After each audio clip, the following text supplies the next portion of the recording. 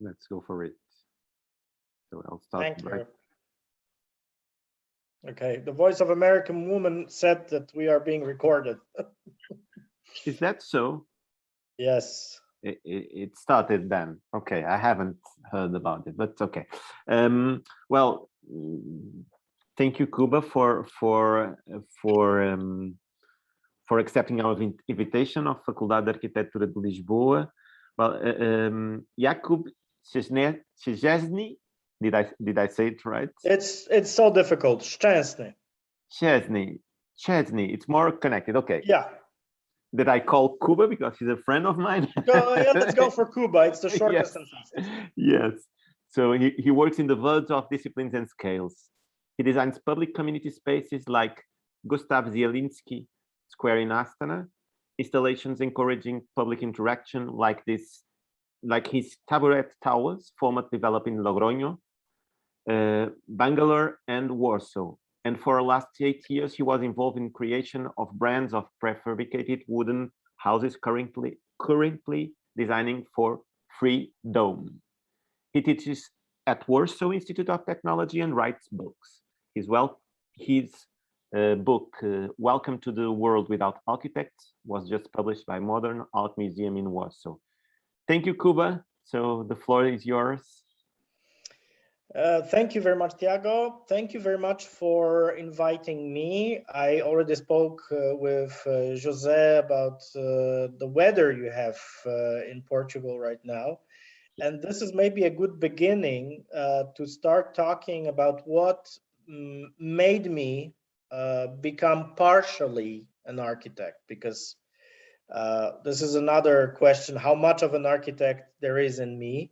In my case, I was attracted by a bunch of things. The first one was a childhood in Algeria. This is when in mid-80s, I was taken away from Polish grayness by my parents into a totally radically different surrounding in North Africa, where I lived in two incredible touristic complexes designed by Fernand Pouillon, a very interesting French architect from the period from 60s and 70s, who's been designing all over Algeria different buildings, mixing on one hand modernistic approach of standardization, optimization, etc., and what was a need for some language that would be a simplified language of Arabic heritage architecture or vernacular architecture. And the effects were absolutely fantastic. I remember it till now. Then later I read his two books when I became an architect, Pierre Sauvage and Mémoire d'un architecte. Today, Pouillon is forgotten, but at the time, I felt that actually architecture, both my parents are architects, by the way. I was predestined to be enslaved by this profession. But I felt at the time that actually architecture is very much about meeting two elements. One of them is the multi-layered contextual reality with everything included, from climate, finishing with psychology and sociology, and B, finding a concept that would not harm the place, that would not harm the users, the people. A concept that could actually, and this is a ideal situation, blend into some reality and be part of some authenticity. Later, when I started my studies, and this was already the beginning of 90s, in Poland, that was changing radically due to the entry into, let's say, a crazy rule-less capitalism. neoliberal, deregulated as much as possible, etc., etc. This is when I saw how many of us architects were actually involved in designing things that didn't belong, that were projections of different commercial fashions that were launched by mostly architects and entrepreneurs, in many cases more developers than architects, in such places as US, including many buildings that were straight from the beginning looking like a very temporary, ephemeral fashion that didn't really respond to anything except for the need of money of the developer. And as you may guess, today, after 30-something years, we see many of these buildings actually in decay. Many of them disappeared and were replaced with something else. And we see an interesting tendency of cities wanting to regain control, wanting to control the developers in first place, because for a long time, these cities looked like basically a chessboard, excluding public involvement, but also the very involvement of real inhabitants. So today the tendency is going in the other direction. But at the time, I was involved in the discourse of how can we motivate people, regular citizens, to take part in what is shaping their own reality, especially when it comes to architecture, urban planning, etc. And I was part of Centrala Designers Task Force, a group that was very critical to the glass towers that were happening at the time, and the total delusion and craziness of square meters produced for sake of greed of developers without any ideas. So very fast we understood that what's crucial is actually to make people motivated and to teach them what is this whole thing about, what is involvement, what rules can be established, that themselves they can establish rules. So in other terms, telling them that there is public life outside of their doors, because during communism, people were so afraid of secret police that they were not having much of public interaction, except for those that were procured by Communist Party and or the church, because the church, even though it was persecuted, officially persecuted by the party, was always a strong player in Poland. So suddenly we saw a need of telling people that part of the new democracy that they have regained is about themselves being able to decide on things. But in order to be able to decide and not take stupid decisions, they had to enlarge their consciousness, their knowledge, and it's happening till now. But we started with public interaction projects, mostly temporary installations. And since I have left Centrala in 2016 after a project in São Paulo, in Casa do Povo, I decided to follow this line at the very same time doing other projects of different type, which I will show in a second. So since then, we are seeing and observing an evolution in Poland. It goes up and down, but my involvement in different projects were also about teaching people. I was appearing a lot in TV, did 5 TV programs on architecture. I have just published a book that, thanks God, is a success.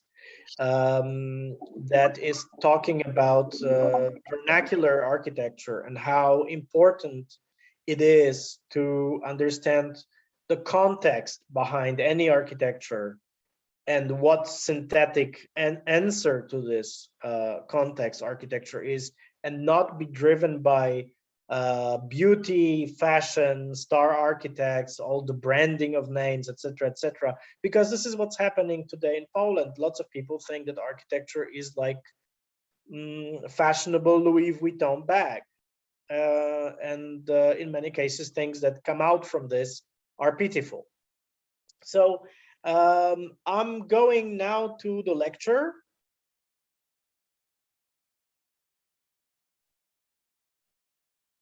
Is it visible? Yep. All right. So let me see if I can make it enlarge it. Not really. Okay. For a long time, I have been designing strange things, basically. So for most of my architectural colleagues, I'm a freak doing the narrowest house in the world, stretchable pavilions, or strange chicken coops, like the one you see in the bottom left hand that was done for St. Louis Science Center. So lots of this work is treated by architects as art and by artists as architecture, which is basically my position somewhere in between. So you can see Carrot House, the project that I did in 2012. That Kuba, was, sorry, yeah? Can you maximize it so that you can in PDF? No, or just view in all the screen maybe. The problem with PDF is that it's not really a good medium to this, but let me see. Maybe I'll just go into the good old PowerPoint. So let's go to the basics. Yeah. So let's go F5. All right. Can you see it? No, but because you did, you have to turn off and restart with the Zoom. Okay. You have to share it again. Yes. All right.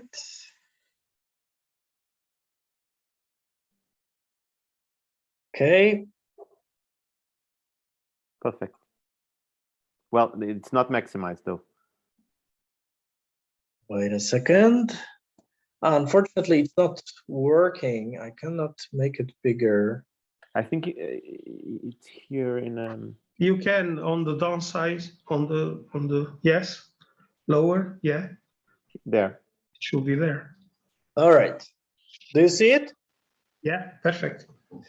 Okay, so on the top left hand you see the Carrot House, a project that was my obsession for a long time, because I was very much fascinated by narrow spaces appearing in different places in Warsaw, and lots of them were actually gaps between buildings from different periods. Here you can see two buildings by one of the most important streets in Warsaw, which is Żelazna Street. That was a Jewish street, one of the spines of Jewish district before the war. And the house to the left is an ex-Jewish tenement house from 20s that is now municipal. And to the right, you see a prefab building from 60s that was owned by a military co-op. And in between, nothing, just air. So I was wondering, why do we have these places in such abundance? And what came out was actually that it was really hard for engineers and architects at the time to actually enter in some sort of discourse with the pre-existing fabric, city fabric that survived the war. Which is not maybe very strange when we think about hardcore modernists who were building and designing just after the war, who really liked the situation of tabula rasa. In this house, I have introduced Edgar Keret, the Israeli writer that you can see on a photograph here. This is the actual width of the sleeping compartment on higher level of this very minuscule structure, because it's just 14 square meters, and in the narrowest part it's 65 centimeters, in the widest 125, if I remember. And then lots of my projects were about not only creating a structure, but programming life into it. And this was the idea from the beginning, to have someone actually use the place. And this is how I invited Edgar, and we started a campaign in Israeli press that pretended that Edgar was actually moving away from nationalistic Israel that was already at the time overtaken by Bibi Netanyahu, and that he was supposedly reestablishing his life, a Jewish life, in Warsaw. The projects I'm showing here are of very different type. Another is on the beach of Bat Yam. This is where you have the orange guy. It's an instructor, and me and Ofer Bilik, the co-author of it, we are using this installation that is actually purifying the water from below the beach by using a seesaw. We called it Tamaguchi Park, and it was basically the same approach as with Tamaguchi toy in the 90s. So it was supposed to provide water, desalinated water, to dunes. You can see dunes in the back, and make these dunes alive. But to do this, people had to have fun. They had to use the seesaw because it was actually moving a pump that was moving water to a water tower and then to the dunes. Lots of my projects are about function, interaction, inviting people to do things together, because this is one of the motifs that appeared in the beginning of Polish 90s. People didn't have much pretext to do things together. It was maybe football, maybe some patriotic stuff, maybe something Catholic, but not much more than that. But at the same time, I'm also designing regular architectural forms, but I have a big problem, that is the one of me not being able to do things that I'm not interested in. So if I don't find an intellectual interest in something, it's really hard for me to go on with it. That's why I am not designing offices or large-scale developments of any type. I'm always interested in some constraint, in some limitation, some problem that has to be surpassed. In this case, in Podkowa, a small suburb of Warsaw that's under a protection as a garden city established in the 20s of two heritage departments, the landscape and culture departments. It's really hard to build there, and every tree basically is holy. So I was addressed by a wealthy lawyer and his wife who wanted a house for themselves and for their 4 kids. And the problem was that they didn't receive a building permit because the house was proposed by the previous architect was chopping away the trees, at least some of them. And the Department of Natural Protection or Landscape Protection didn't agree with this. So using Voronoi, that's the Voronoi formula at the time, I was very much fascinated with it. I designed a house that sticks between the trees. The house is a labyrinth-like structure in which all rooms are rectangular except for the dining room that's in the center that came out to be triangular. You can see it here. So the number 16 is a dining room, and we had to develop a special type of table for this space.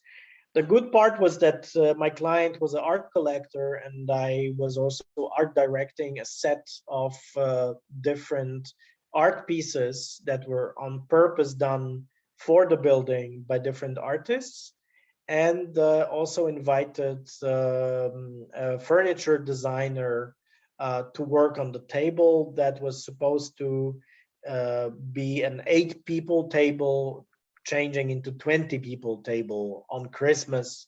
As you can see, the house can be divided into 2 zones, a day zone with kitchen, dining, living, a loggia accompanying the living, and then the night zone with 3 bedrooms. sorry, 4 bedrooms and the workspace, which is number 04. That was moved to 05 because a new kid appeared and the house had to put more people in. As you can see, the black dots are the trees, the very trees that we had to work with. The entire house is elevated above the ground level, so the trees can develop without having their roots being cut by the structure of the building, neither attack the insulation layer nor the concrete structure. So most rooms have their own access from the outside. So basically, when working on this, I realized that what really excites me in architecture is the constraint. So working in a tabula rasa situation is impossible for me. It's all about fighting some problem and finding a solution. And this is the paradox that comes. Imagine a rich client that's able to pay for 6 versions of a concept. It altogether took 1 year of design. That has a map done by a dendrologist with a survey with all possible stamps on it, saying that all trees are holy. And then during a process of preparing the building, we receive a data from the new dendrologist that we were supposed to invite just before the building process started, to assess if all trees were on place. And this new dendrologist actually comes out after a lengthy design period, after receiving a building permit, etc., comes out with a totally perturbing or disturbing conclusion that actually trees that were in the middle of the building, that were the most complicating ones, were at the time 80 years old and were supposed to be cut down because they were endangering the future building. And they were in the age of quite naturally, we call it technical age, quite naturally being eliminated.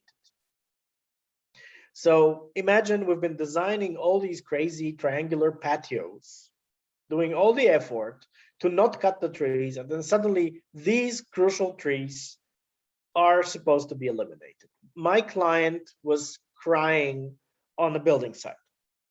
And then he asked me, it's a classic question, what will I tell my wife? Because of a forestal character of the plot, the house has a lot of skylights. So we made a specialization of windows. Some are about the view and others are about the light. In some cases, we blended both. So as you can see in the kitchen, this window that gives onto the street at the very same time when going up becomes a skylight also. We used a lot of lively colors because the light was one of the crucial fears of my client, and because also of the fact that we wanted the house to be an expression of childhood, of the 4 happy kids running around and doing different things. You see the mural there on the wall is on the wall that divides the night and day zone. So one of the tricks we used was a set of vertical stripes that were hiding a sliding door that you can see in the back, that when opened was joining both parts. Another project that is in an unachieved, unfinished project is happening in downtown Warsaw, and it was a project in which the client didn't receive so-called edification conditions from the city. The client was a set of young entrepreneurs who wanted to build in a very lively center of Warsaw on a plot belonging to the National Post Office. They wanted to build a temporary complex made out of shipping containers, repurposed ones, in order to make restaurants there. And I managed to convince the city architect that we will not make it look like a bazaar, like a small temporary structure, that we will, to use a slang term, we will pimp it up. We will add different extra elements to make it look like a regular architecture. On the way, part of it was about creating these this attic 2 levels that you can see on top of the enclosable spaces that are responding to the only continuous elevation on the other side of the street, which was one of the winning arguments to convince the city architect. On the way, we have realized how complicated it is. My client's enthusiasm was killed by the price of it, because according to Polish laws, especially the fire regulations, in order to use this sort of structures that are not designed to have people in them, because this is what shipping containers are about. They are for transporting goods, not for people to stay inside. So lots of money had to be put into making it become a thing for people. We have developed a project in which 3 wings were containing restaurants, and then in the center, a multifunctional space with a museum for kids attached to it, and a green courtyard in a very densely built, if not overbuilt zone, in which now mostly skyscrapers grow. This was also pretty alleviating that we would give actually a green space, because there was no greenery around of any type. As you can see, it's a very simple volumetric project, loosely inspired by Lego bricks.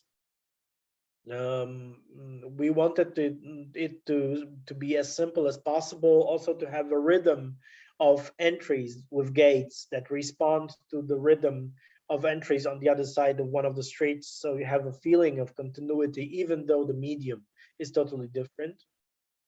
And in section, it would create this stepped effect with the courtyard. The building started. 1.5 wings was built, as you can see. On the way, we learned a lot, but it was stopped due to COVID, because investors started to disappear. People simply don't go to restaurants during lockdowns. One of the interesting things that I've learned here was actually that by simply changing the color of the structure from anthracite, deep gray, that you can see here on frames of windows, going into a medium gray, what Germans call Telegrau, we have lowered the temperature of the surface on sunny days from plus 72 degrees medium to plus 40 degrees. As you may guess, it's having a direct effect on what is the usage of electricity inside. So this very simple change in numbering of raw color made this structure maybe slightly less elegant than the anthracite deep gray thing that was planned previously, but suddenly it showed what was the power of very simple gesture here.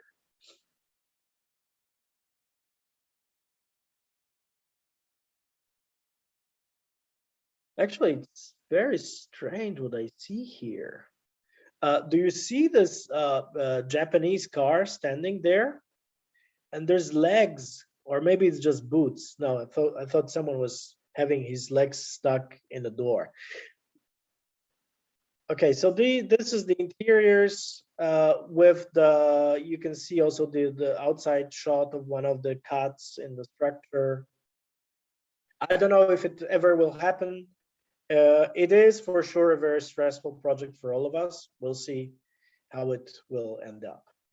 But my everydayness, paradoxically, is more about projects of the type that I'm showing now. This is the Polish refuge in Casa do Povo in São Paulo, a refurbishment, or actually revitalization of the top floor of the roof terrace on top of the urban utopia developed by Polish Jews, the immigrants from Poland, some of them from Russia, who were speaking Yiddish, and all of them were leftists of different color, from deep Stalinists into Trotskyists, Leninists, or even anarchists.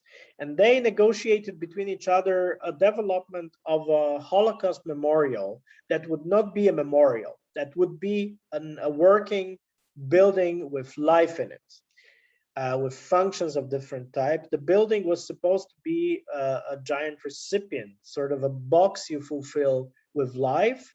As you can see, the span inside is pretty rich. It's like close to 20 meters, so factory alike.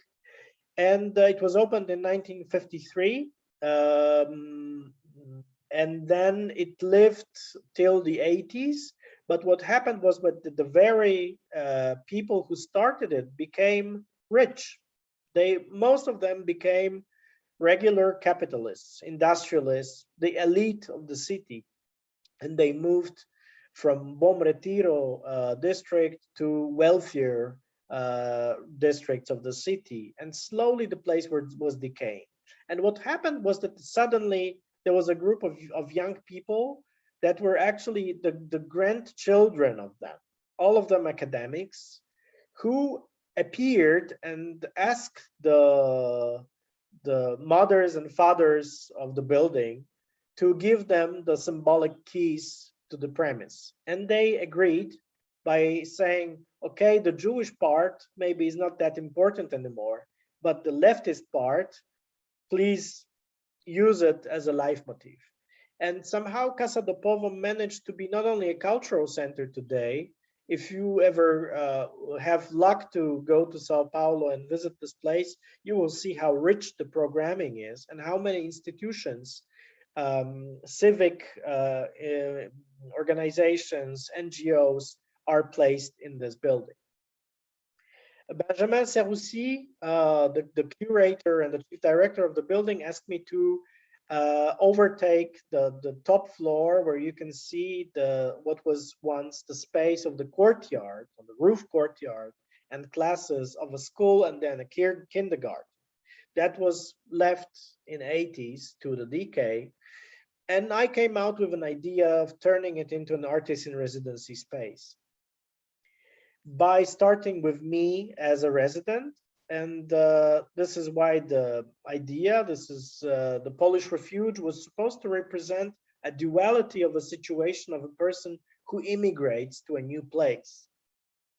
So here I was playing as myself for 5 weeks, a Polish architect who escaped to Sao Paulo and who was forced to live in a space in which only partially he could act with his own means.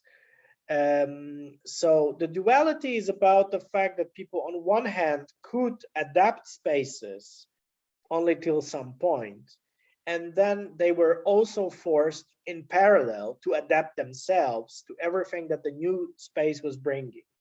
And this was my life. Every day at 5 p.m, the tropical rain was starting to fall, and this canopy that I have developed that was supposed to look from distance like drying bed sheeting.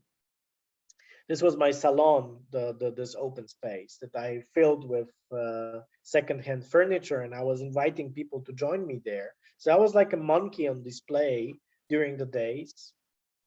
This is the structure. Of course, it's a Rhino plus some parametric tools, but basically this was a space for people to come, meet, and part of my project was about providing programming with Benjamin. We studied the entire situation in the district, all the immigrant groups. Bom Retiro is let's say, first contact district for immigrants coming to Sao Paulo, and there's a very big Congolese community.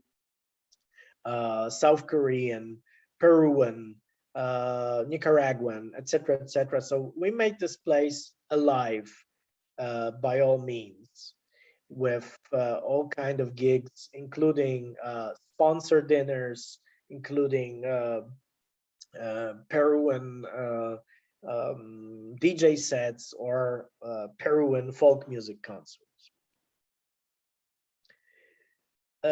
This project was very inspirational for the directors of the Liebling House in downtown Tel Aviv, a place where a very interesting critical museum was established a couple of years ago with municipal and German money. And Liebling House is a live example of Bauhaus architecture in downtown Tel Aviv. The project that was developed in 30s by a guy named Karmi was deprived of a pergola. In the concept, there was a pergola on the rooftop giving extra shadow, but it never happened, was never built.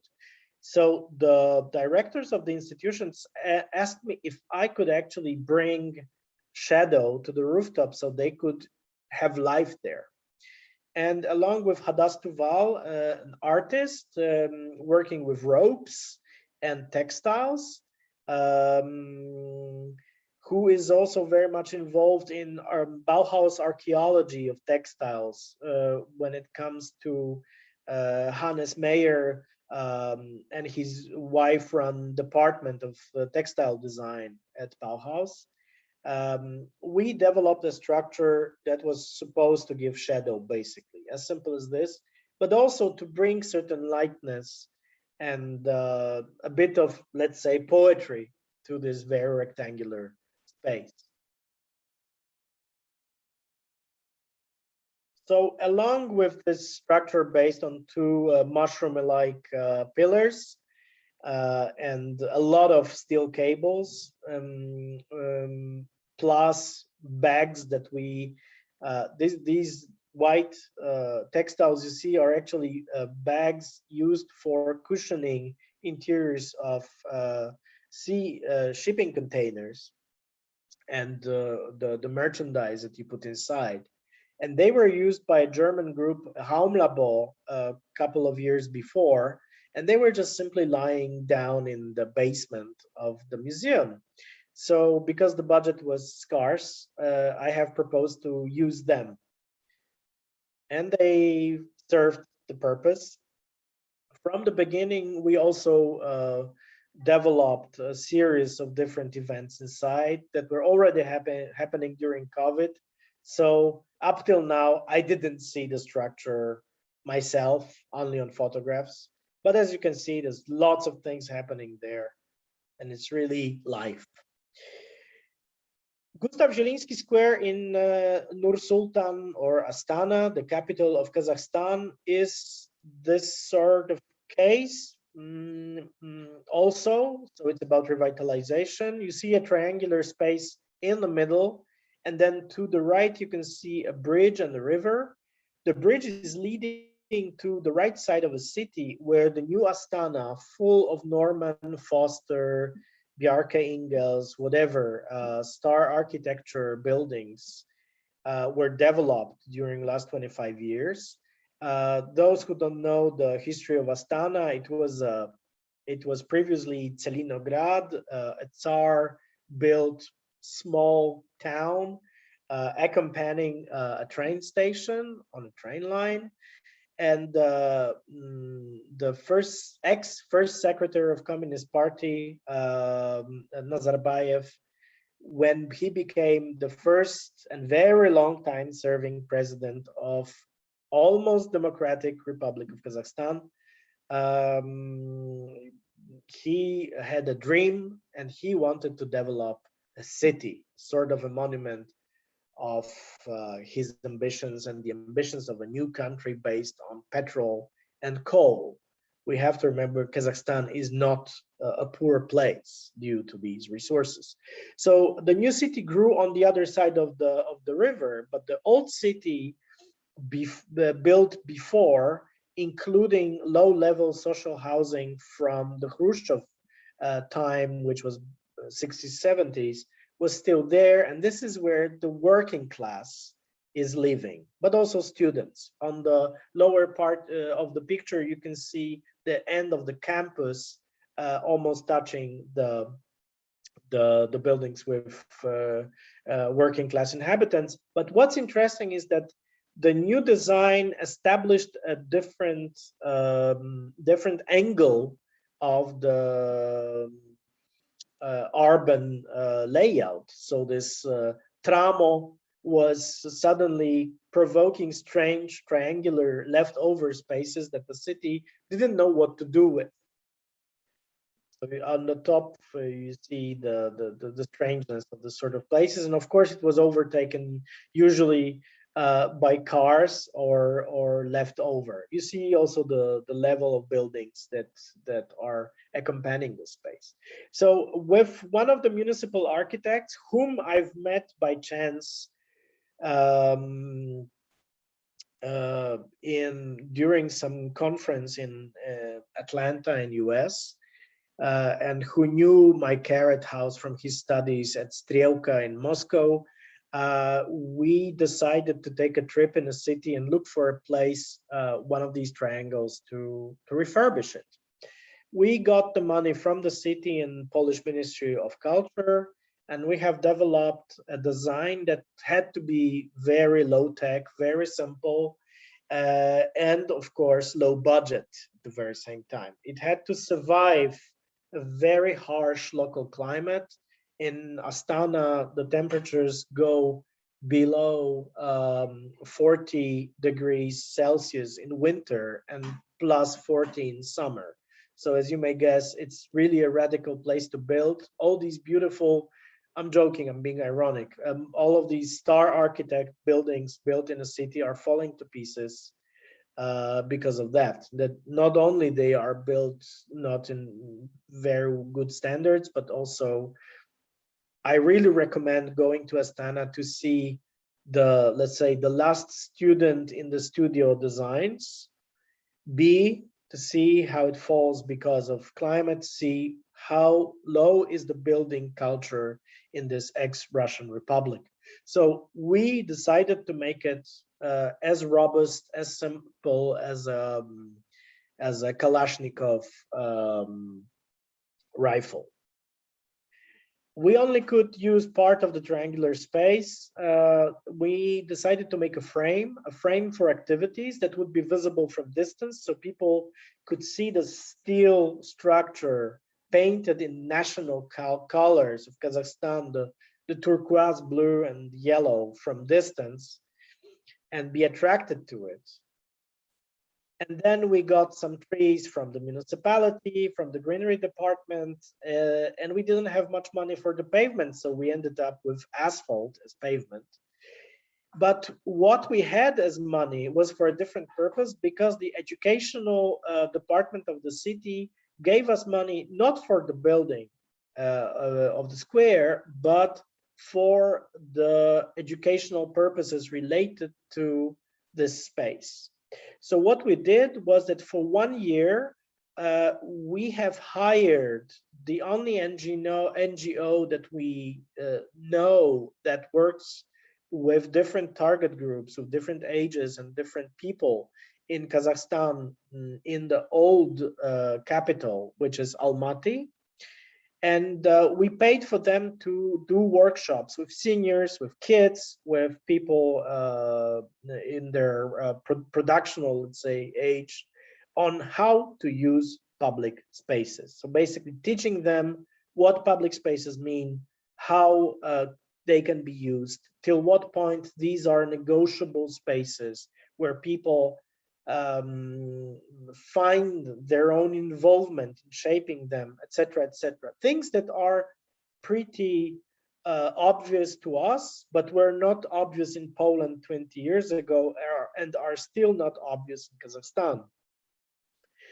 So this frame that was supposed to be easily digestible, let's say, easy to identify with for both students and workers, this frame was supposed to provide them a space for them to hang things to it. So during the workshops, they were also designing things, hammocks, seesaws, how to make a projection screen, etc., etc. So this is the opening day with workshops happening, kids running around. These are the effects of workshops attached to the frame. Basically, it was supposed to represent the old Russian saying, "Gniotsa nie łamiotsa." So it doesn't. So it's maybe bending, but it's not breaking approach. So you can see the people happily using it. The Taburete Towers format comes from a conclusion that was very disturbing for me after visiting Venice Biennial. I have visited one of the Venice Biennials twice. It was maybe 10 years ago. It was the Venice Biennial of Architecture that I saw. I was on the opening day, and then I visited the biennial on the last day and after, and I saw how all these very important structures, exhibition parts, installations, etc., that costed lots of money, lots of effort, lots of involvement of entire army of people, suddenly from one day to another, they were losing importance from 100% to 0 and ending up mostly in trash. So when I was invited in 2019 to participate in Concentrico Festival in Logroño, I decided to propose something that would have a double life. Something that would be on one hand a fetish, something that is vertical, something that people can see from distance. And on the other hand, it can be dismantled on the last day, on the day of finissage, and transferred to people's houses in pieces, becoming regular or maybe slightly irregular furniture in people's apartments. So we have the effect of an interesting structure, everything that's a festival needs. It's done with very strong water repelling finish on the plywood provided by a local factory, looking playful, straight from renderings of Palma with these arches. And then on the last day, people were attracted via Facebook. They could stand in the queue and get their own piece of the installation and bring it home. So it would not end up in trash. Then the same year, a couple of months later, I did the same with different shape, with different material. It's a Gujaran plywood made from local species of a tree in southern India, in Bangalore. Bangalore is like a Silicon Valley of India. And the organizers of Bengaluru by Design festival, they were very much attracted by this format because they wanted the installation to be a manifesto or manifestation of their motto. And their motto was, design is for everybody, which, as you may guess, in India is a thing because it's still very much a divided class society with lots of people who have no approach to or ability to deal with any design at all, or in best cases with bad design. These are the two builders, two brothers, Balu and Badu, from a local workshop who developed the entire structure, who also, when developing, when cutting it on CNC and gluing it together, they were giving classes to primary school kids on how to make things. And the guy sitting, Balu, just like the bear from Rudyard Kipling's Jungle Book. So Balu said to me that he sees every year when giving these workshops that kids in India are more and more influenced by American approach to teaching, test-based, etc., which ends up producing rather consumers than makers, than creators, than shapers of reality. And of course, it's deplorable. So on the last day again, the structure was divided into pieces, became taburetes or stools. And what was important that was that this time the director in black skirt, Suprita, has given a sign to different people involved in the festival, including the working class. So it was the scooter, or they call it auto drivers, the cooks, everybody who was not just Indian upper class. And they showed up and moved the pieces home.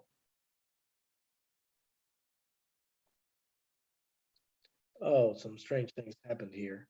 This is the installation done in Warsaw for the commemoration. It was the propos was pretty perverted because it was a commemoration of the day when Jews from Warsaw Ghetto were transported to Treblinka concentration camp. Most of them perished there, and the Jewish Historical Institute in Warsaw is organizing a gig every year to commemorate the situation in some cultural way. And they invited me to make an approach to commemoration, but this is when we started discussing about the monument, because this is commemoration is about creating monuments of different sorts. And this is when we came out with an idea of a temporary monument. So something that is not, and you have to know that is not another permanent monument that we see tons of them in Warsaw. As you may guess, Warsaw is full of different occasions historically to be commemorated because the city was wiped out, almost totally destroyed, with tons of things happening. So you can see Pope Jean Paul II in almost in every corner of a street, or different martyrology related monuments. So here we wanted something more playful, something that would also be related to the story of teachers from Yehudia school that were creating so-called Ringenblum archive. Ringenblum was the director of Yehudia, who were illegally against the Nazis, gathering information on what was happening in the ghetto. And most of them died also, but the archive was retrieved by the 2 or 3 survivors from this group. So the shape was a bench because of this. And on the last day, we also distributed the benches among public. Here you can see the director of the Museum of History of Warsaw, who's clearly showing that she wants 2 of these benches. And what we did was a call to different organizations that are about education. Education is a very crucial moment here now in Poland, a very crucial subject, because we are facing a very strong friction between liberals and conservatives. And the conservative, I would say, crypto-fascist government is doing its best to move the education, the public education, but also their so-called educational basis enforced on private schools, into a direction of more or less pre-modern gender division of women working from home as cooks and mothers, and men as warriors, basically. So it's really happening. We are going towards medieval idea what society should be. And then, as I told you at the beginning, the different platforms of interaction were important for me and were a vital part of my career. Here is a system of this sort of platforms. So you don't need, because they are open, they are not enclosable, they are not heated, they only need electricity. So they are outdoor activity spaces for non-governmental organizations. Lex Starter is a CSR program run by one of the biggest beer producers in Poland. They spend yearly very important budgets on activating the NGO sector in Poland. It's partially Danish money, Carlsberg, that the Kompania Piwowarska, the producer, belongs to. And the idea was not to do something artistic in form, but something that will be purely practical, providing different amenities. In this case, I came out with an idea of changing the approach to not yearly budget and competition, but doing it every 2 years. So bigger portion of money could be driven towards these organizations, guaranteeing them longer work and longer functioning. This is one of the configurations from Kielce. The Lex Starter is not working in big city. They want to mobilize people from smaller cities. This is a Kielce example. Where you can see also we develop benches that can go up and become tables for workshops and etc. etc. The entire thing has to be overgrown with these trellis and pergolas to be more green and blend into the landscape. This is in Rzeszów. This is in Szczecin, another ex-German city in Poland, a beautiful one. Rzeszów again. And this is life happening. Simple House, I'll go now fast because it's 5 past. Simple House is a parallel practice that I'm running. Now I started working with Freedom, another brand, because till the end of my studies, I didn't work in architecture, even though I was studying architecture, not for a day even. I was working in advertising as art director. And then I became a freelance storyboard, shooting board artist, and first director assistant doing advertising films. But what I've learned during these years was actually how to talk brands, shape brands, and how much psychology of clients of different target groups is related to the product. So when I was addressed in 2013 by 3 builders who never built a brand, who never built a product, but who were building houses, and they were reliable ones because we built together the Podkova house, a strange Voronoi-based house. This is when they asked me if I would be able also to propose how to do a brand, not only how to design houses, energy saving, whatever, wise houses, but it was about the brand rather than just the product. So happily, since then, I am doing both things, shaping brands and creating the product. This is one of the configurations of LD typology. I have developed 9 typologies for them that has to respond to small family. The approach is based on actually social housing norm from Sweden from 60s. Something that actually my parents gave me as a notion and a model when I was in secondary school. They were very much fascinated by Swedish socialism at the time. So these are small houses. In this case, it's a house that is 72 square meter tall, big, and it's just and it's still having 3 bedrooms in it.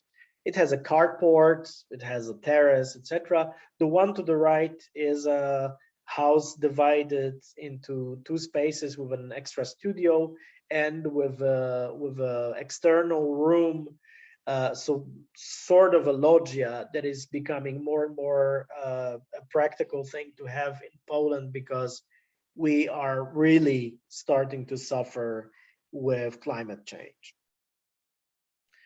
So the idea was actually going in the counter direction of what was my previous practice. Basically, before I was thinking in following terms. I want to do something that will be the first thing, something that I didn't see anywhere, something that will be deadly original. And here, just like during my work in advertising agency, I wanted to address both things. The thing that this can be a blue ocean business, something that didn't exist at the time on Polish markets. So we've been hybridizing different elements of A, creating a product that's repeatable, that's prefabricated, B, responding to needs of middle class moving to the outskirts. But also it had to be something that people would identify with very fast, something that was not supposed to be an experiment, something that would not scare away a medium, semi-conservative client. This is how we work with something that partially is a déjà vu.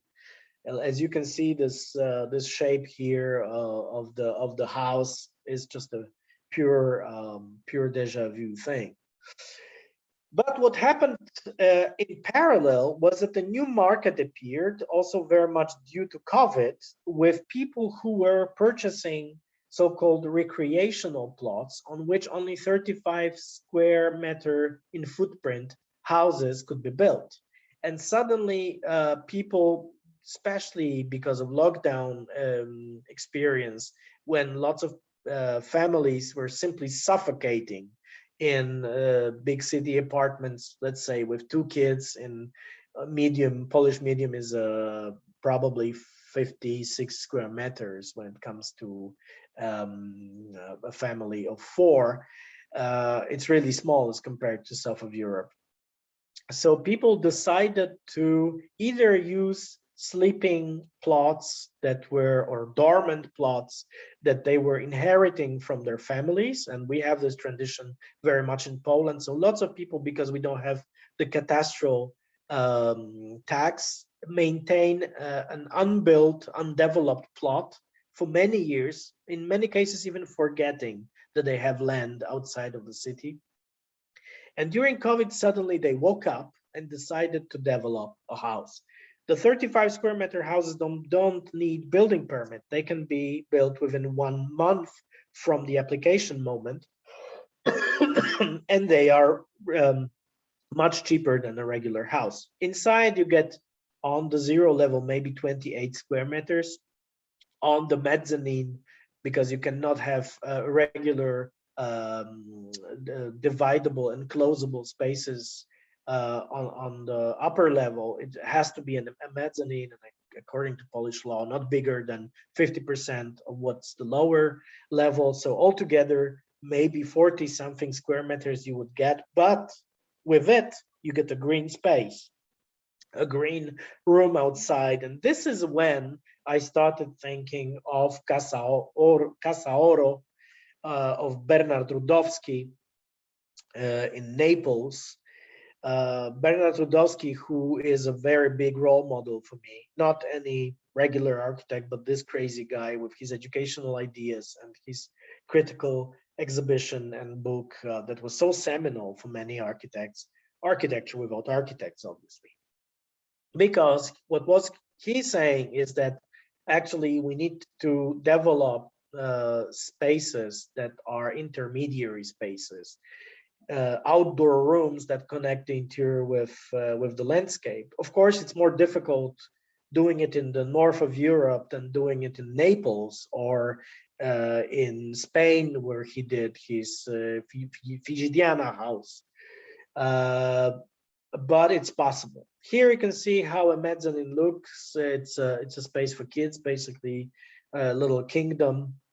It's the first house we developed for well, not so rich, but neither a poor a lawyer who was driving and is driving the car that's the price of this house.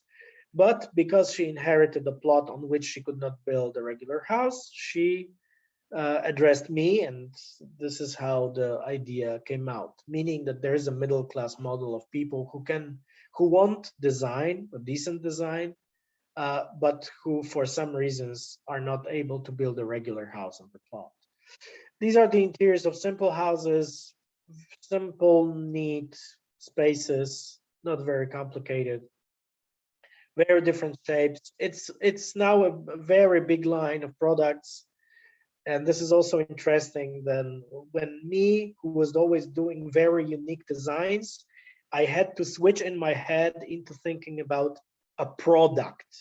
In Poland, when you say a house is a product, it's basically like killing your own child, because the house is identity, house is a family, house is your grandfather giving you the keys to the house. It's not a product. A car is a product. But here we've been basically shaping the brand and the repeatable effects of production, because it's prefabrication again, basing on Mini car company and their products and the degree of customization one can get. Because another interesting thing in Poland is that after communism, where everything was uniformized, Poles are not able to live in repeatable spaces. They want everything to be customized by themselves. And we're going slowly to the end. This is, again, Bernard Rudowski and the story of sandals for his wife. I will not tell the anecdote. You can read about it. It's related to his lecture in Black Mountain College back in 50s, when during a lecture he said, "Oh, I have an idea for sandals for my wife." This is how he developed Bernardo company that made him become a rich man and build a house in Spain. So Mru's coat is coming from the simple fact that I didn't have a coat that was long enough and withstanding long supervision meetings on building sites in winter. So I have addressed Aura by Yeti, a Polish company that is working with alpine clothing for professionals mostly. And I told them, look, I need a coat. Maybe you can develop a coat that's longer below the knees that will have these and these features. And what the owner said, she said, but you know what? You are an architect. Maybe you can design. And this is how I have hired a specialized so-called constructor, a tailor that knows how to deal with industrial production.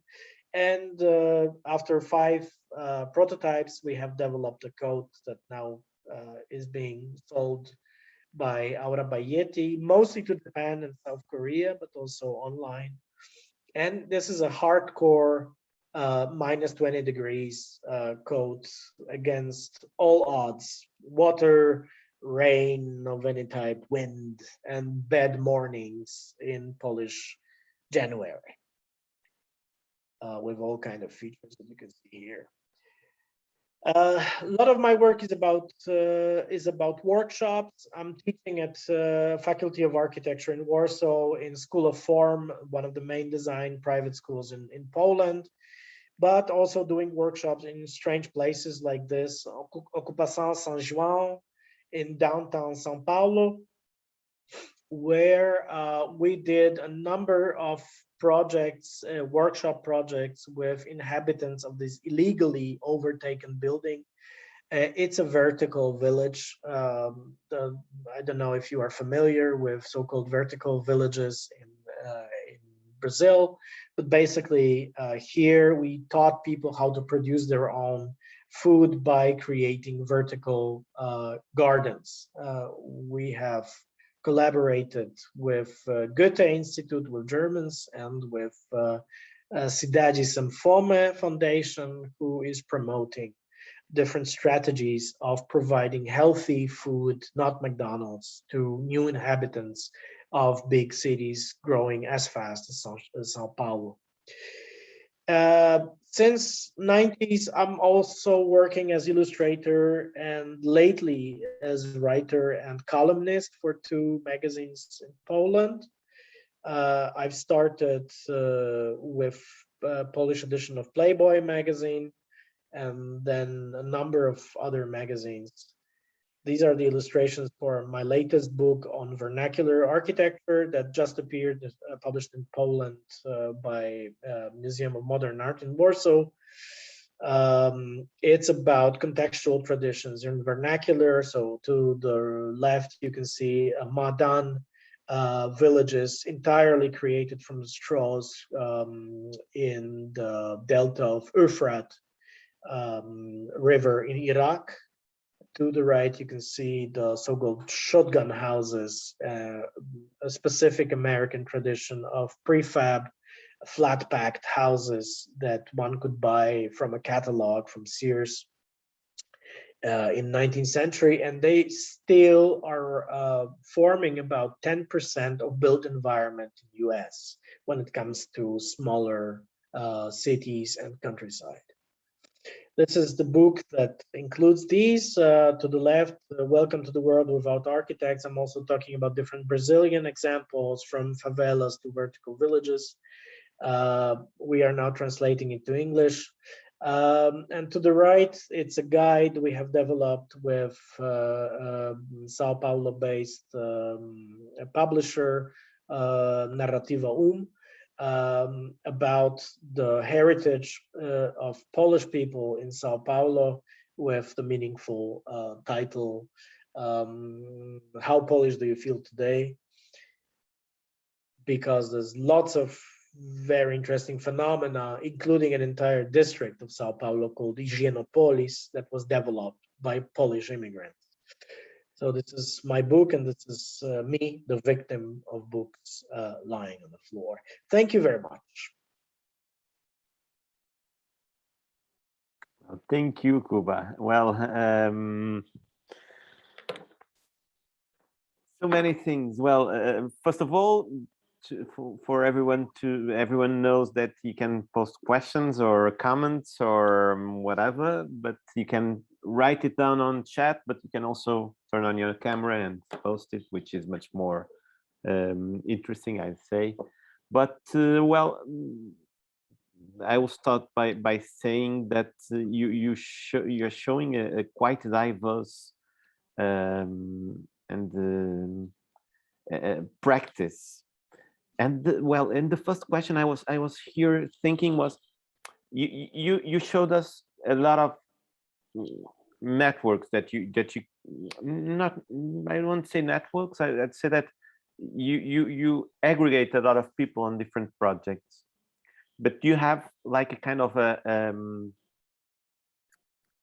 home office now structured, or you just start by doing things as, for example, as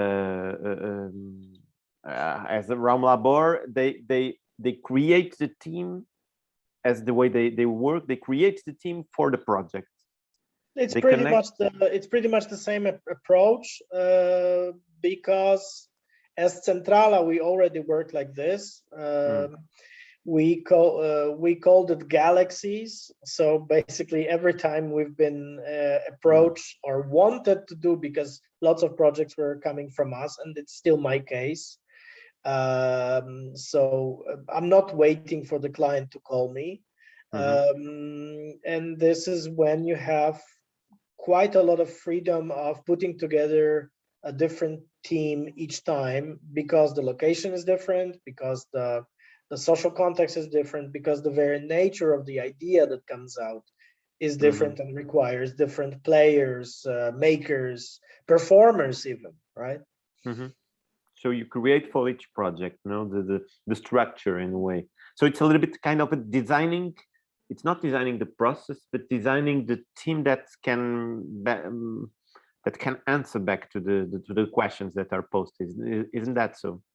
Yes, I'm. In this case, I would say that it's very much like with a film. So imagine I'm a script guy who comes with an idea, convincing a producer to give money, or fundraising in different places, and then you build a team of everybody, including a guy doing props, from zero, from scratch. I am not very much a person that likes to sit in the office with one team all the time. I'm moving a lot, and the COVID situation didn't really change much in my case. So I think this is the most practical approach one can get today. Well, that's yeah, in fact, that's not much the way we normally use here in Portugal, but it's really starting to be a lot of different collectives and people from the practice that are starting also to answer back like that. It's really all around Europe, I'd say. But because also it managed, that structure makes you also do so many different practices, interventions, and from the book to also teaching. No, you're just teaching now because you were also teaching in India last time we talked. Yeah, at Anand University. Yes, I'm having quite a lot of workshops also, like 2-week workshops, studios, seminars in like FAO in Sao Paulo, in Anand University, lectures in Columbia University, New School, different places. Mm-hmm. So questions. I know we didn't want to do it as Madalena, Eduardo, and Madalena. She's a student from the school. She's also from Poland. Madalena, where are you from? I'm from Wrocław. From? Wrocław is a city in eastern and south, not eastern, western. Like actually, I'm from eastern part, but I study in Wrocław, which is in western part. Okay. Yeah. So maybe I say something. I really enjoyed your lecture, and I wanted to ask, how did you start your path in architecture? Because I think it's not a typical path. Have you ever worked in like typical studio and designing this, I don't know, multi-family housing or something like that? Because I think it's kind of hard to start like that with that creative and small projects, and you know. My case is very atypical.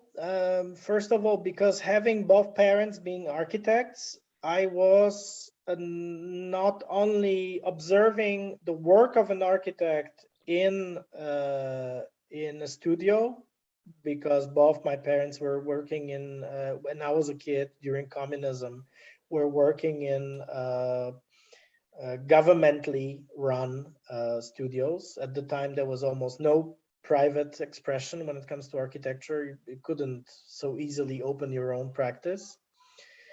And so I was visiting them all the time. But then another thing was that my father was working for a Syrian architect who was paying with dollars, flying to Warsaw once a week, and paying a number of architects who've been designing for him mosques, whatever, culture centers in different Arabic countries. And so I saw my father coming back from 8 hours work. At the time, the work was finishing at 4 p.m.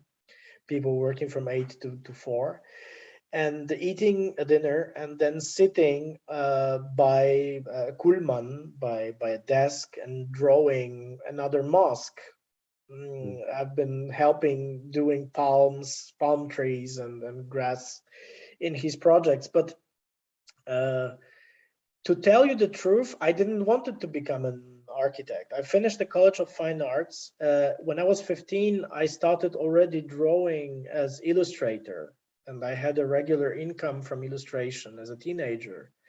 And I wanted to be a fine artist. And then my parents did their best to make me run away from this vision, because they were afraid that if I go to Fine Arts Academy, which was my plan, that I would become an alcoholic, because their entire generation of friends, usually frustrated artists, were drinking like crazy at the time. But so what they manipulated me pretty much into architecture, and because I had good grades, except maybe for very much mathematics related things, because I was always a humanistic mind, I was fitting this place, and I was also involved in student movements, so in EASA, OSA, etc. So I had fantastic time. This was the best studies I had in Warsaw, Barcelona, and Paris. But then 8 years passed. I didn't work, as I said, in architecture at all, earning very good money with 10 times, I think so, 10 times less effort in advertising. It was much easier life, where I learned how to sell projects, how to sell visions, how to negotiate with clients, how to smartly put together different points. Then when we started Centrala just on the day of my graduation or our graduation, we decided not to do anything that was commercial. We wanted to make competitions. So we were only interested in intellectual drug. It was like being drug addicted. So we've been living totally in project logic. When the project was over, the competition was handed over. We were like junkies, basically. We were straight away heading for another one, because without this, we were helpless. And still, I was making money in advertising. So, and actually, I think that the main thing behind me doing what I'm doing today is this, and the fact that I am not, also because I'm getting older, I am not so happy with the stress that this profession brings. And this stress, when it comes to obligations and responsibility, not only towards the client and his money, but also towards a set of aspects, starting with the city, with people who live in the city, because whatever you build will stay there forever. I mean, forever, for many years, many generations sometimes. And then there's also tons of norms and restrictions that you have to reply to. And I don't know how it looks in Portugal, but in Poland, it's like a bulging form that's becoming bigger and bigger. There's more and more regulations, not only national ones, but also EU level related, that make the life of an architect much more complicated from one year to another. And lots of long practicing architects are telling me that they are just tired of it. And I can understand them, but lots of my friends are in their 60s. I'm in my 40s and I am already tired of it. But in some moment, I also realized that I don't have to do big things. I was never really interested in big scale because I always thought that there's some problem with big scale, that it's just an ego projection of us humans wanting to imprint reality, of clients wanting to show up, of architects wanting to build as big as possible and pumping their offices as much as possible, having as many people as they could in order to create big things. So the ego is related to scale. One of my ex-girlfriends who was very ironic towards me said that because I grew up in a socialist settlement in a small flat, and my parents were driving a very small Fiat that was really ridiculously small if you compare it to today's small cars. It looked like smart, but it was a four-seater. So because of this, I probably got stuck in the logic of what we call in Poland, small is beautiful, but I still like it. It is in a typical way, and I've been working in all kind of fields and all kind of in very interesting, sometimes very abstract things, but not really in architecture.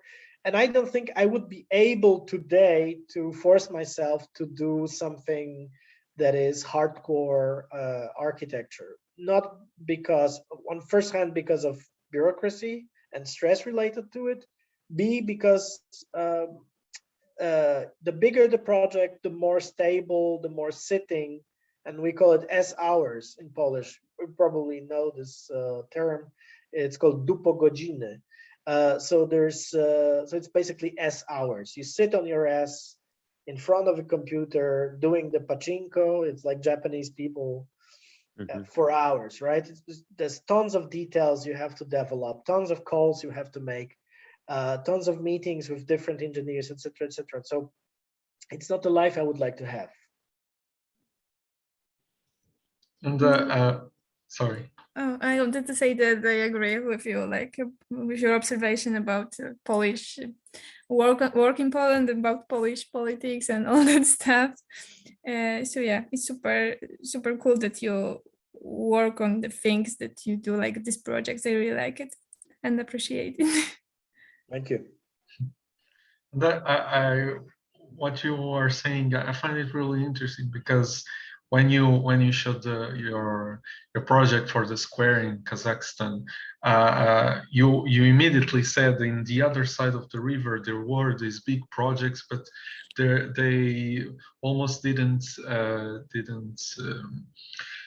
didn't work with the reality of the place, right? And when you make these smaller projects, that, as you said in the beginning, are between art and architecture, and I think that's a really spot on description of your work. You immediately try to work with the place and with the needs of the place, and I think that probably is just possible with these smaller projects because as you were saying, the scale doesn't sometimes doesn't allow you probably to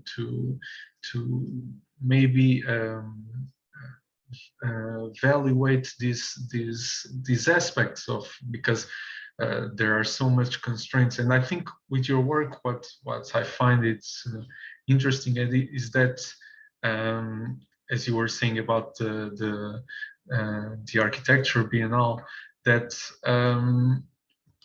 sometimes there are these even more precarious works that are big events in the moment, but then they are demolished. But with your work, you show that these more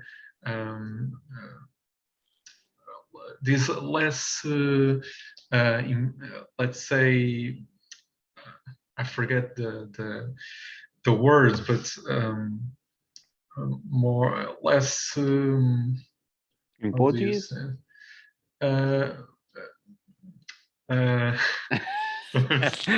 You totally Also, reset the. yes.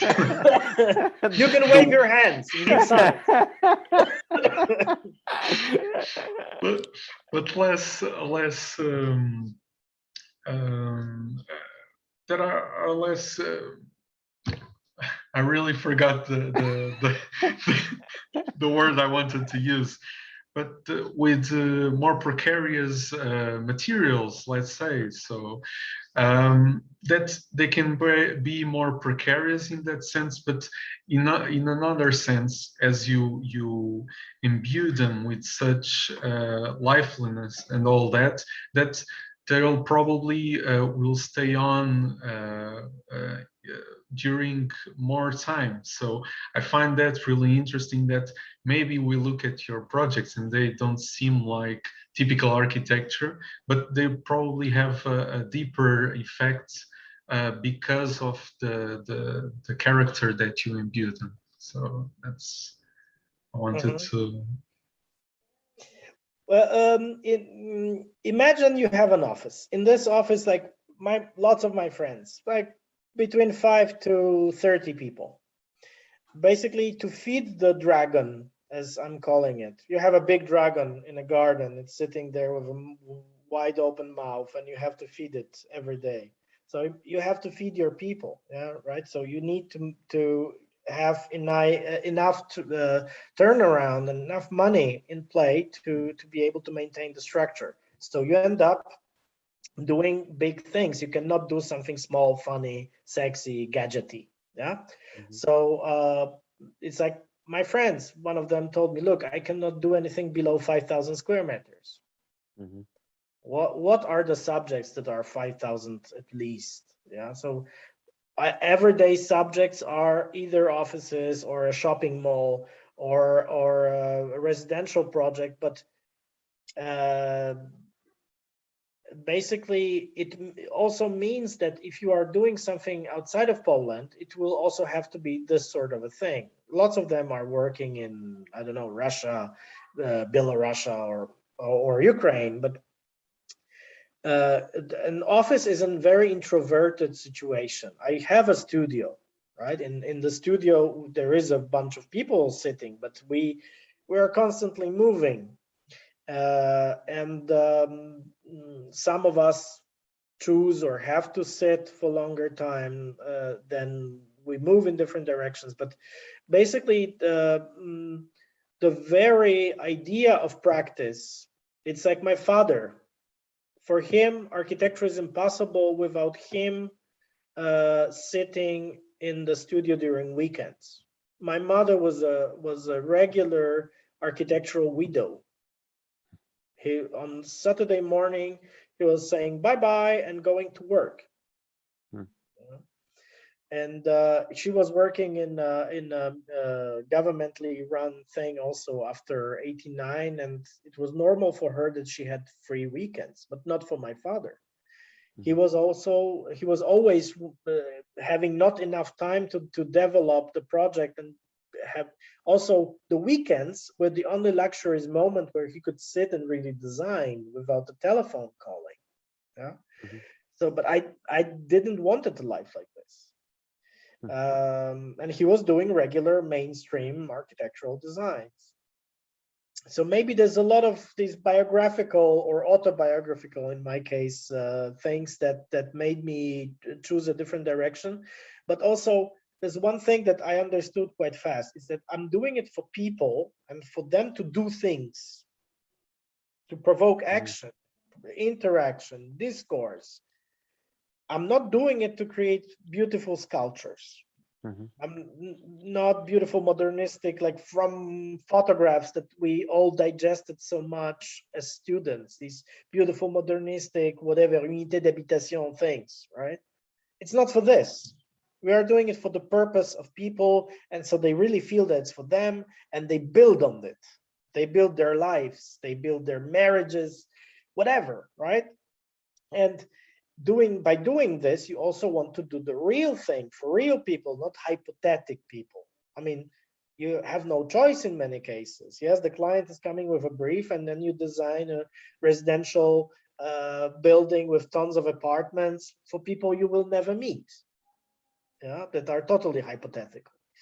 But the real fun is when you actually know the people, you know what are their expectations, what is their lifestyle, and you will co-shape it in the future, also doing all the therapy work with them, because lots of it is a projection. Yes, they saw something in their friend's house and they want the same thing, even though, you know, like, I'll give you an example. Like when we've been designing the labyrinthine Podkova house, the Voronoi based house, the husband, with whom now I'm friends and I'm helping him invest in Portugal, by so he was so busy that he wasn't able to meet me before 9 p.m. So I was meeting his wife in their kitchen, sitting with the project, and we've been discussing since, let's say, 8 or 7 p.m.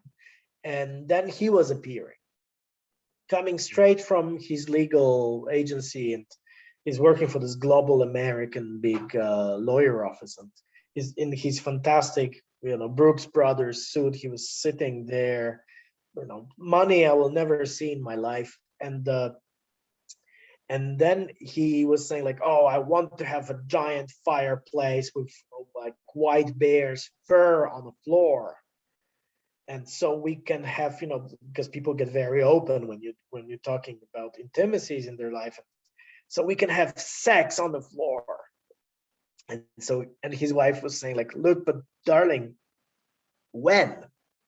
Look, you don't have enough force to have sex on the floor. You just fall asleep because you are overworked.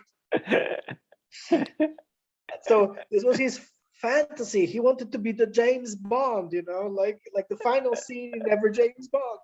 So, and this is our work to help these people also say like, maybe, you know, this is possible, this is not.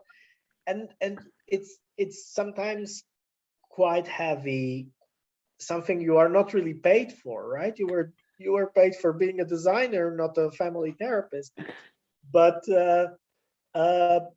what comes out is that this is much nicer thing, because you directly work with people. And this was for us, every time we've been doing an NGO-based work, we've been working directly with people.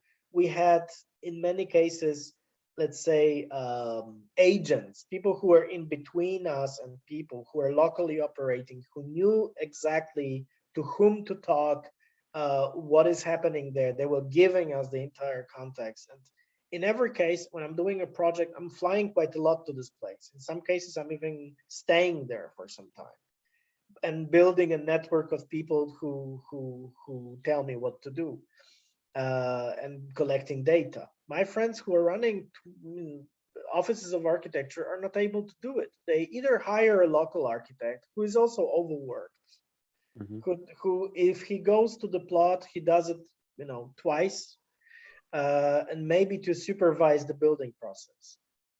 So how do you get in contact with reality if you are constantly fighting with bureaucrats, whatever? It's like, so this is a privilege. I have built something that is a privilege.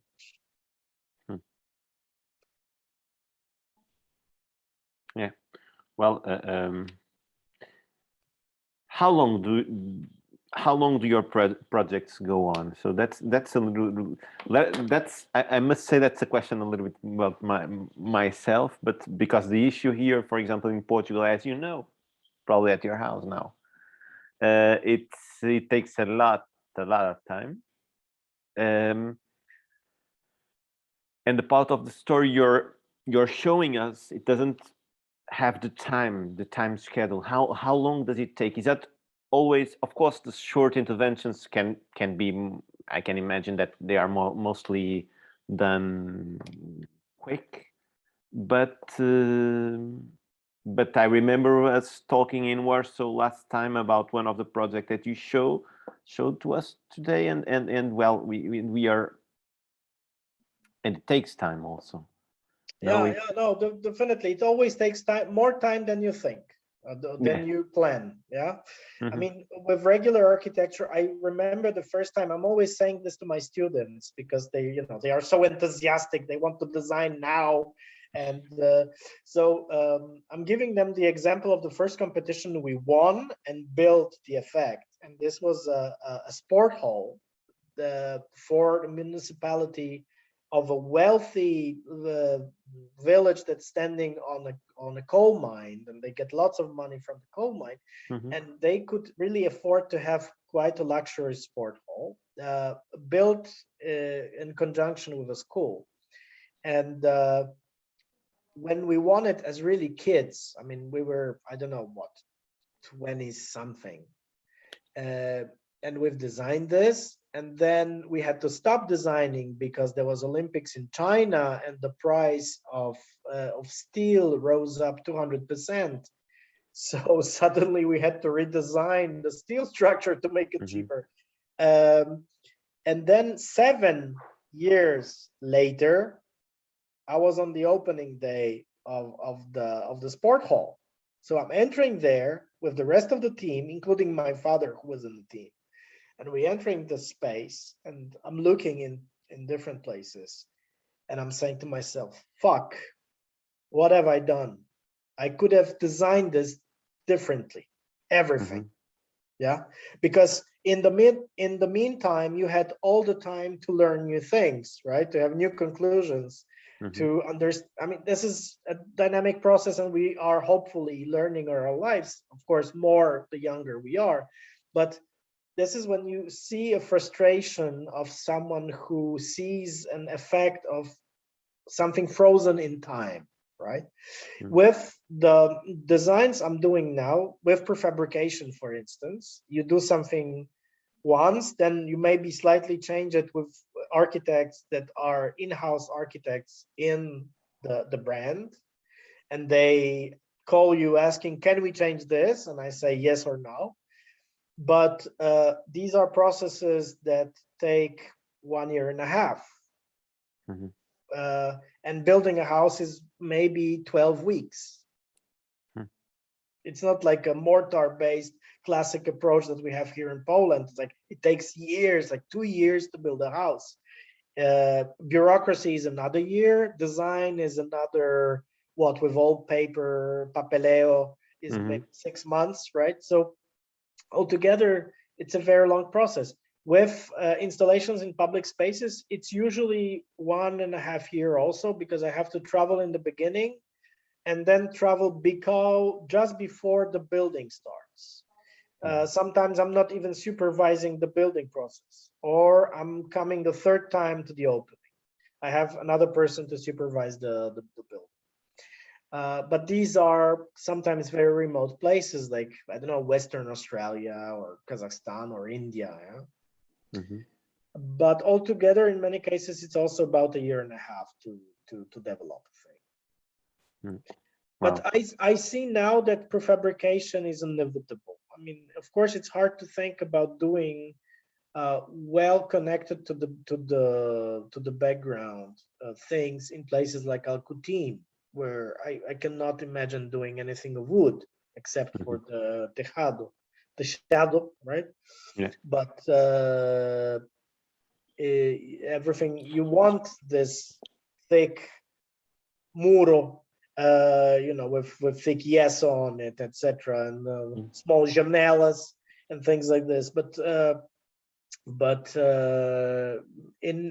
when observing the market also in Poland, but in Germany and other places, I think that the smart prefabrication that enables people to live in structures that are not as repeatable as cars, that open doors to different changes, that are adaptable, that can be, you know, more like an approach that you can see in Indian architecture from mid-80s. Charles Correa or Doshi projects from this period, like 85, 89, like Aranya development, or New Mumbai project that Charles Correa did at the time. So something, of course, in both cases, they were mortar-based projects without prefabrications. But this kind of approach that is, how do you call it? It's a nice word in English. It will come back. Basically, something that can change over time. Because another problem is that, and we have a lot of this in Poland, is that the structures that we are developing are frozen in time ideas that don't adapt easily to new life. For me, this is absolutely crucial. How to do this? Well, thank you very much, Kuba. I think everyone, in the chat, Jose Aguiar, just thank you. He has to leave earlier, but really nice to hear your project and hear your thoughts, and you're a great talker to everyone. So we are real grateful for this end of the day. Thank you very much. Well, Thank you very much. Next Wednesday we'll be having Aitor Bareoro, and so we will see us in the next Praxis. Thank you. Send me the link.